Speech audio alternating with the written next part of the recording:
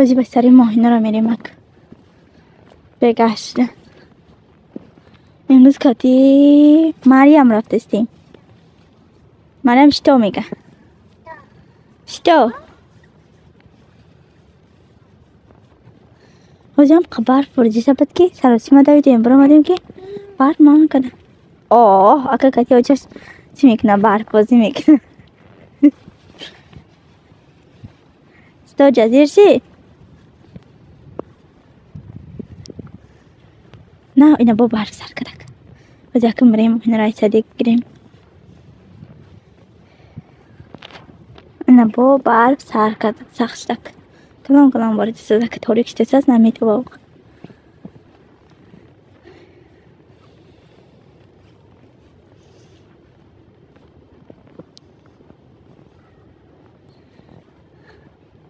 هوا کم خنه کدست کم تا گرم کدست. مریم آخه اوجا کتی نره اوجا بیا.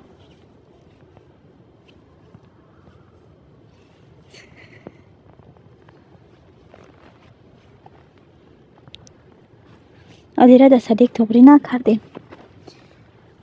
خریب ایرم توغری کنیم ایرم صدیق بریم.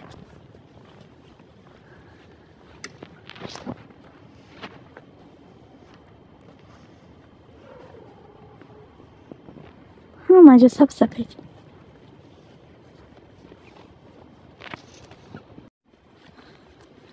برف سخت کردک خب خنمشی برف در رود میزنه چشمات کور میشه.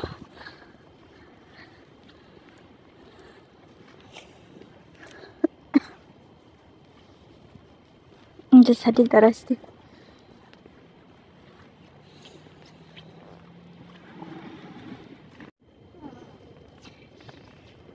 نه گرفته مای صدیق. ها ای برف ببینه چه باری دست. ها